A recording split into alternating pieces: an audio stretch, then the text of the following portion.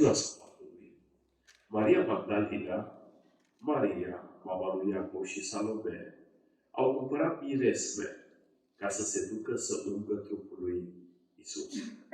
În ziua din tâia săptămânii s-au dus la mormânt de dimineață pe când răsărea soarele. Femeile ziceau una către alta: cine le va prăvăli piatra de pe ușa mormântului? Și când au ridicat ochii, au văzut că piatra, care era foarte mare, fusese prăvălită. Au intrat în mormânt. Au văzut un tinerel șezând la dreapta, îmbrăcat într-un veșmânt alb, și s-au înspăimântat. El le-a zis: nu vă înspăimântați, căutați pe Iisus din Nazaret, care a fost răstignit, a înviat. Nu este aici. Iată locul unde îl puseseră.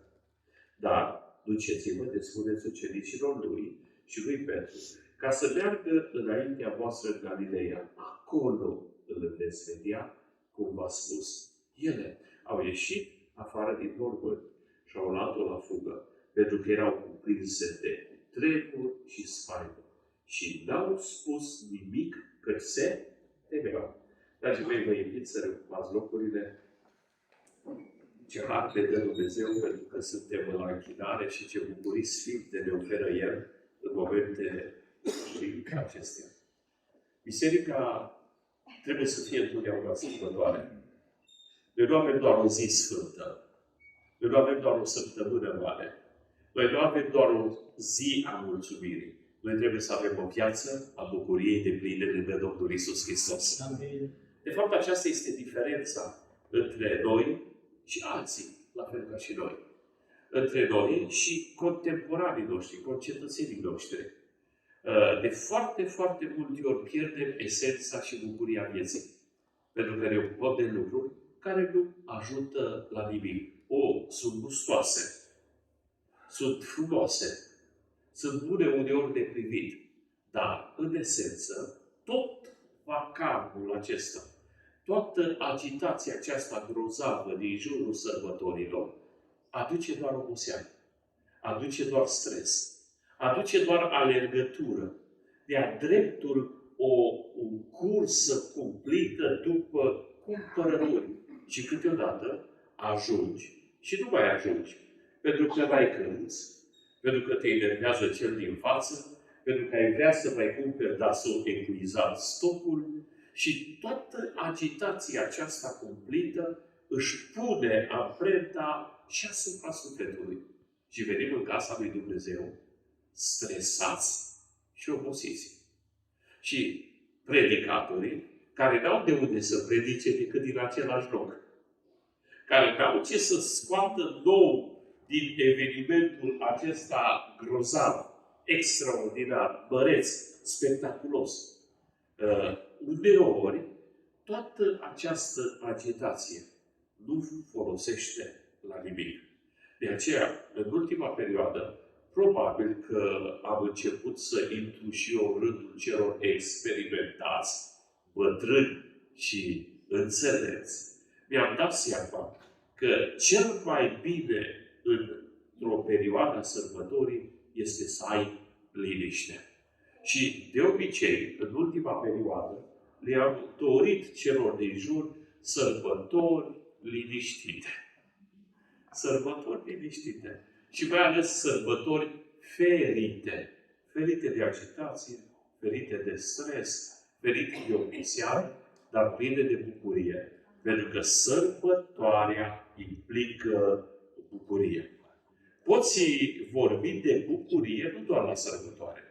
Pentru că anticipam și vă spuneam că viața cu Iisus nu este o celebrare a unei zile de sărbătoare. Viața cu Iisus este o continuă sărbătoare. Este sărbătoare în cer și pe pământ. Este o sărbătoare pentru cei ce îl iubesc pe Dumnezeu. Îmi place o experiență a unui bătrân din vechime. Sunt sigur că v-am spus-o, dar o repet că îmi place. La un moment dat, omul acesta, datorită credinței sale, Domnul Iisus Hristos, a fost chemat la organele de partid. Și a spus: Dom'le, renunță cu propaganda asta religioasă. Renunță să mai crezi în Iisus, că Iisus a fost un mit, a fost inventat. Religia nu este altceva decât un opiu de adormit poporul, de prostitu oamenii fără carte. Revino-ți pentru că altfel o să fie grav de tine. Însă omul nostru își ducea viața lângă Dumnezeu, cu bucurie și în prigoană, fără să țină cont de aspectele acestea și de cerințele astea, interdicțiile acestea puse de cei din jur. Însă, văzând că nu se oprește, în localitatea lor a apărut un om care era, el zicea, expert în a dovedi creștinismul este o religie moartă, este o religie fără viitor, că de fapt creștinismul nu înseamnă decât îndomitocirea oamenilor. Și găsind că e un prilej bun, i-au strâns pe toți la căminul cultural, cum de obicei se făcea, și o lecție de materialism și o lecție de leninism.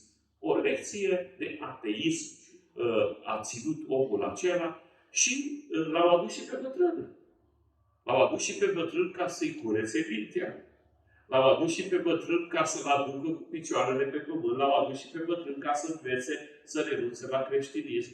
Și cel care ținea acea conferință a încercat să aducă argumente, a încercat să-și bată joc de Dumnezeu, a încercat să spună vrute și nevrute. Și la sfârșit, bătrânul a ridicat mâna și a spus, îmi dați voie să spun și eu ceva? Și oamenii, crezând că în sfârșit bătrânelul acela și-a revenit în fire, în sfârșit bătrânelul acela a ajuns la concluzia că nu-i bine să se închine lui Dumnezeu, i-au dat și lui voie. S-a dus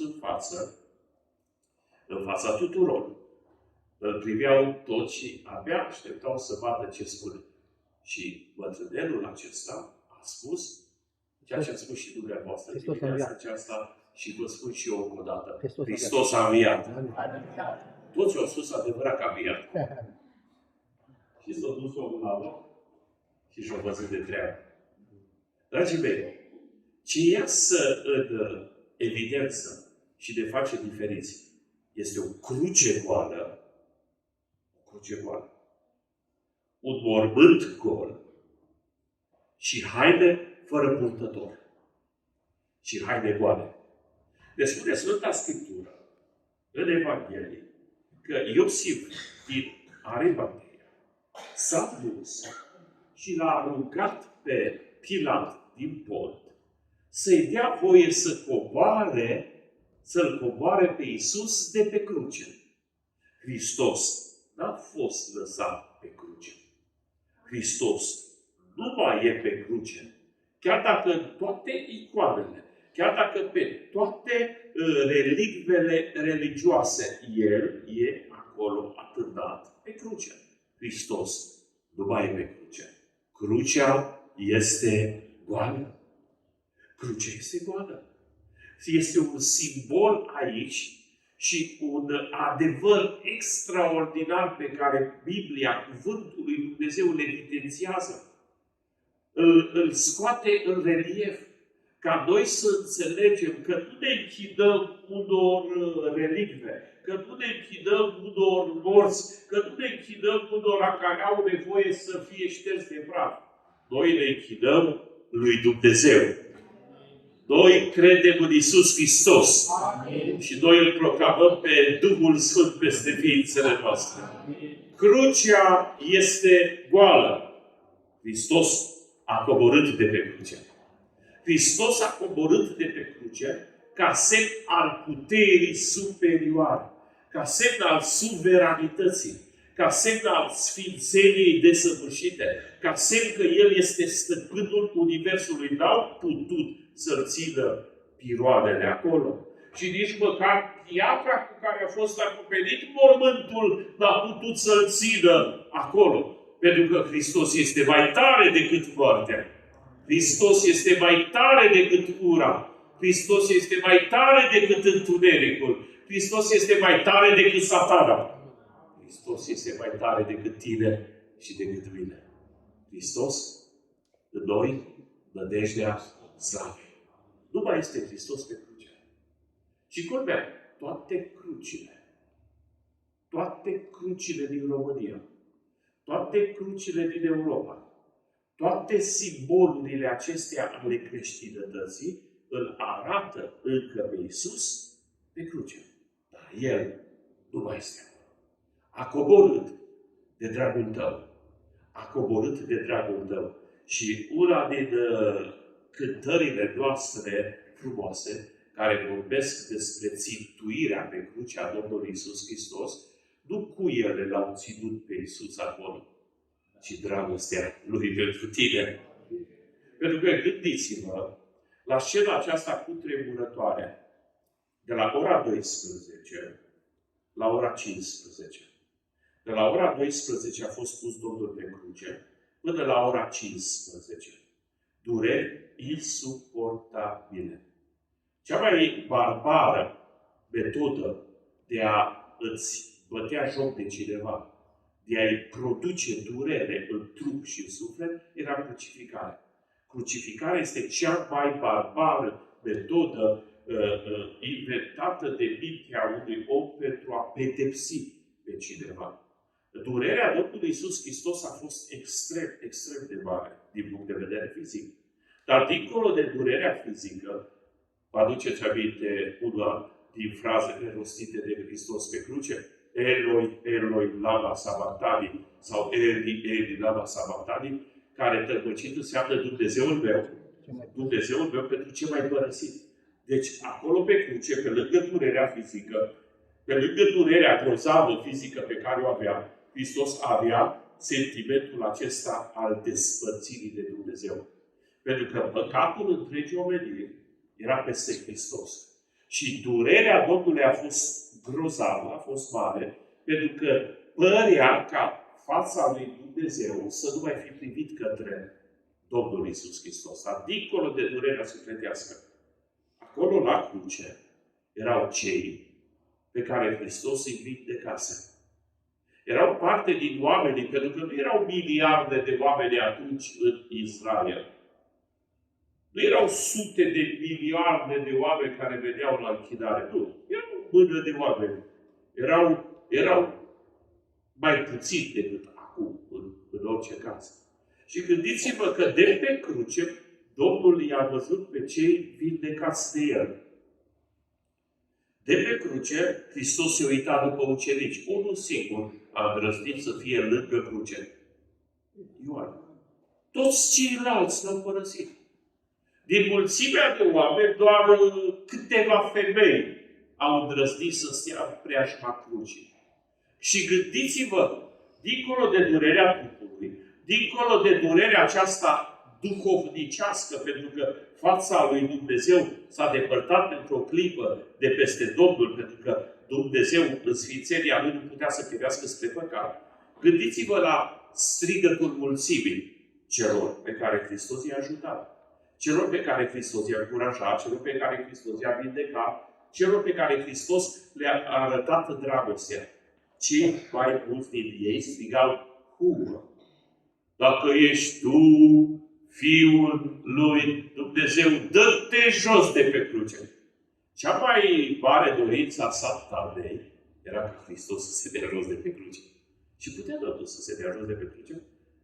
Și putea Domnul doar la clipeala ochiului să spună un singur cuvânt. Să rostească un singur cuvânt și totul să se fi sfârșit pentru umanitatea aceasta decăzută din punct de vedere moral, decăzută din toate punctele de vedere. Dar nu cuiele l-au ținut pe Hristos pe cruce, ci dragostea Lui pentru tine. Putea să se dea jos de pe cruce, dar El nu s-a dat jos până când nu a răsit de telestai. Adică s-a înfrămit, s-a terminat planul perfect din inima lui Dumnezeu conceput pentru mântuirea omenirii, s-a terminat pe cruce. Hristos a rămas acolo până când a fost coborât de pe cruce. Crucea e goală. Crucea e goală. Și crucea asta goală, tu trebuie să o porți în fiecare zi. Nu neapărat ca simbol la gât, în ureche, mai știu eu ce, tatuat pe inimă, tatuat aici pe frunte și să mai scrii și Ioan 3:16, să știe lumea că tu ești pocăit, să știe lumea că tu ești creștin cu adevărat, să-ți tatuezi aici pe frunte că tu ești al lui Iisus. Nu neapărat astfel de cruce ne cere Domnul să purtăm.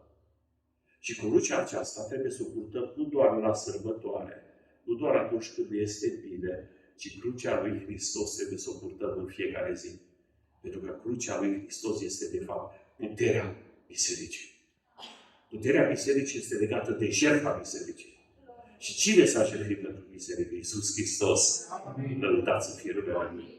Dar nu vă vorbesc doar despre o cruce goală, vă vorbesc despre un mormânt gol. Un mormânt gol. Nu un mormânt sfânt, ci un mormânt gol. Este diferență între un mormânt sfânt și un mormânt gol. Un mormânt gol și un mântuitor viu. Noi avem un mormânt sfânt acolo la Ierusalim. Că se bat armenii, se bat creștinii ortodoxi și se bat și catolicii. Care e locul potrivit? Și sunt 3 biserici la Ierusalim, sunt 3 biserici la Ierusalim. Nu știi când ești în una, când ești în alta, când ești în cealaltă, care revendică că toate 3 dețin câte un colțișor din mormântul lui Hristos. Mormântul lui Hristos n-a fost în Ierusalim, ci mormintele erau în afara cetății, de fiecare dată în afara cetății. Dar asta este altă istorie interesantă. Nu mormânt sfânt, ci un mormânt gol. Un mormânt gol. Mormântul acela, nou, nu era al Domnului Iisus Hristos. Și circulă așa o snoabă, dacă vreți, pentru cei care vor mai știu să și zâmbească. Pentru cei care nu știu să zâmbească, să nu asculte următoarea afirmație. În momentul în care Iosif din Arimatea s-a dus acasă la soție și i-a spus, draga mea, a trebuit să dau mormântul nostru.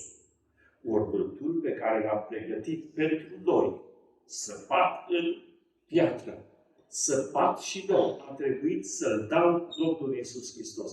Se spune că nevasta acestui Iosif s-a supărat tare. Și a spus, cum?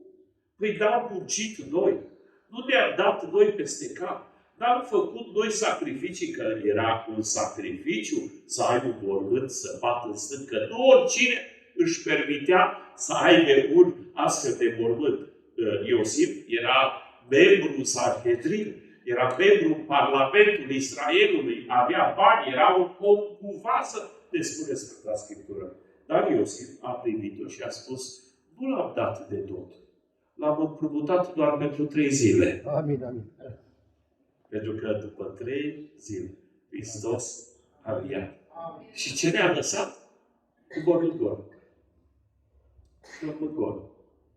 Mormântul gol, dragii mei, mormântul gol arată, de fapt, puterea desăvârșită pe care Dumnezeu o are. Noi avem, într-adevăr, religia mormântului gol. Între un musulman și un creștin s-a iscat o ceartă de vorbe. Și fiecare încerca să scoată în evidență superioritatea religiei. Să spună care este cea mai frumoasă. Și musulmanul a spus, noi avem un mormânt sfânt. Noi avem la Mecca o piatră pe care a picat din cer. Noi avem la Medina un loc care ne închinăm. Noi avem cele 5 rugăciuni pe care trebuie să le facem zilnice. Noi avem un mormânt în care, acolo, în mormântul acela, sunt oasele lui Mohamed, profetul lui Dumnezeu. Și creștinul a privit și a spus, da, tocmai asta e diferența. Voi aveți un mormânt plin de oase, noi avem un mormânt gol.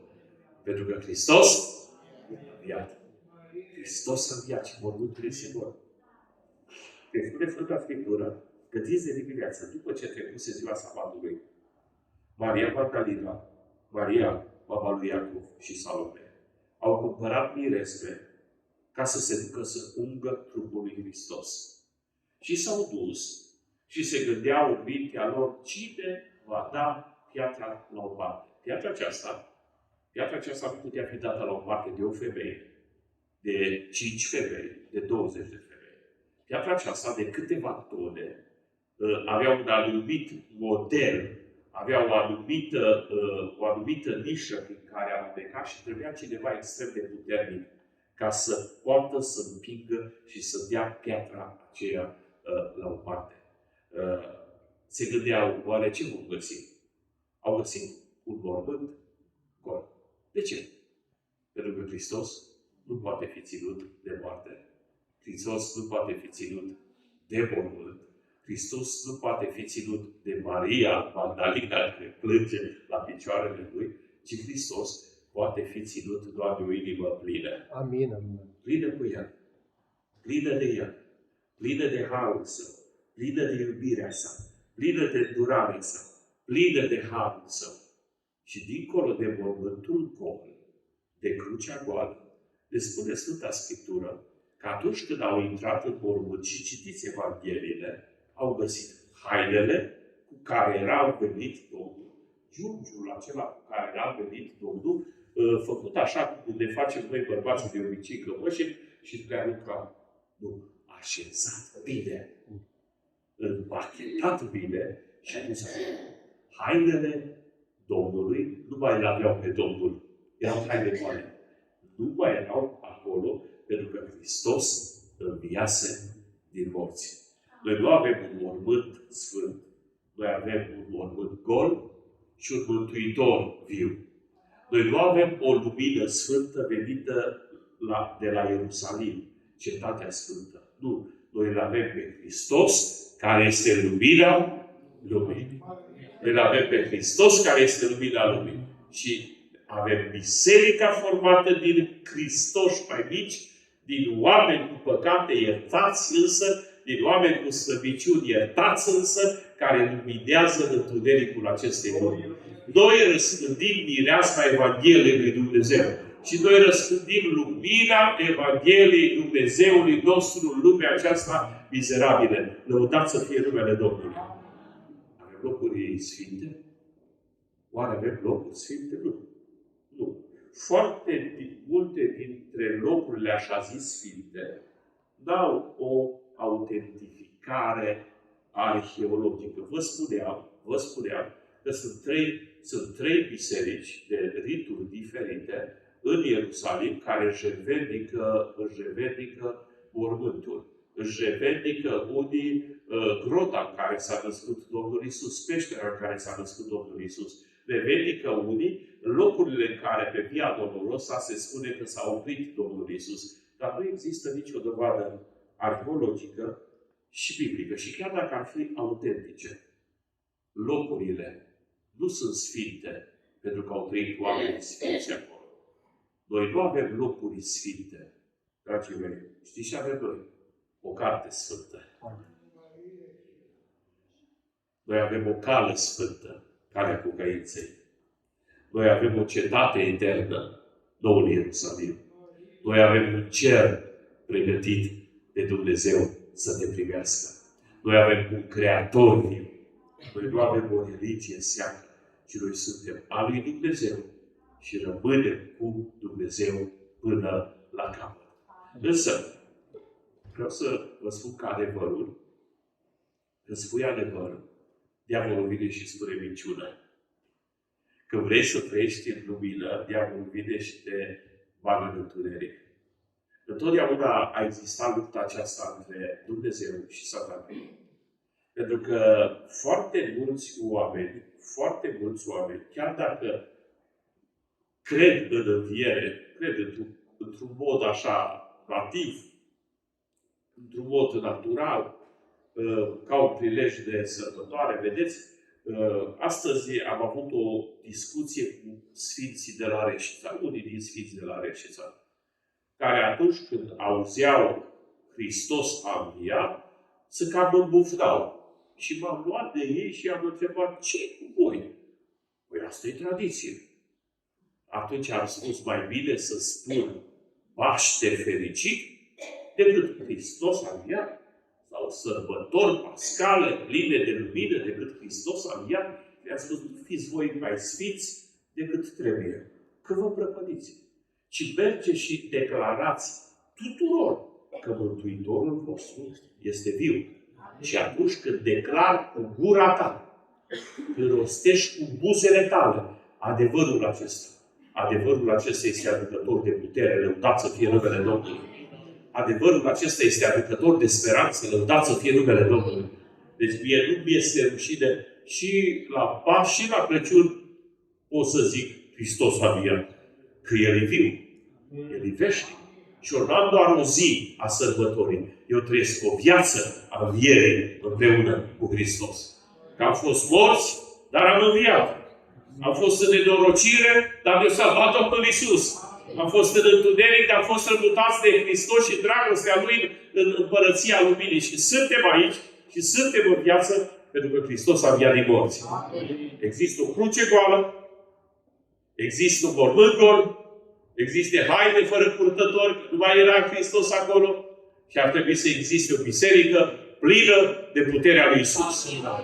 O biserică care să aibă o carte sfântă, o cale sfântă, o cetate eternă, un cer nou și un creator care este gata să ne privească. Ce faci tu la sărbătoare? Ce faci tu la sărbătoare? Pentru că sărbătoarea a venit și va trece. Dacă tu vei rămâne doar cu amintirea, dacă tu vei rămâne doar cu frumusețea unei fraze, dacă tu vei rămâne doar cu amintirea unui lucru pe care ți l-ai cumpărat, Dom'le, și nou și trebuie purtat pe nou, da? Atunci ai pierdut esența. Însă, dacă vei rămâne cu Hristos 366 de zile, ca anul ăsta are 366 de zile. Dacă vei rămâne cu Hristos 366 de zile, vei fi cel mai binecuvântat. Și mă rog ca Dumnezeu să vă binecuvânteze. Să facă El numai El știe. Și sărbătoarea aceasta învierii să nu te surprindă, să nu te streseze, să nu te obosească, ci sărbătoarea învierii să aducă bucurie în viața ta. Sărbătoarea învierii să aducă multă bucurie în viața ta și în viața noastră. Și tuturor oamenilor cu care ne întâlnim să ne spunem că noi nu avem un mormânt plin de oase. Și noi avem un mormânt gol, avem o cruce goală, dar avem un viitor care un mire și un Mântuitor care este viu și care este veșnic. Haideți să ne ridicăm în picioare, să stăm înaintea lui Dumnezeu, cu atmosfera dragă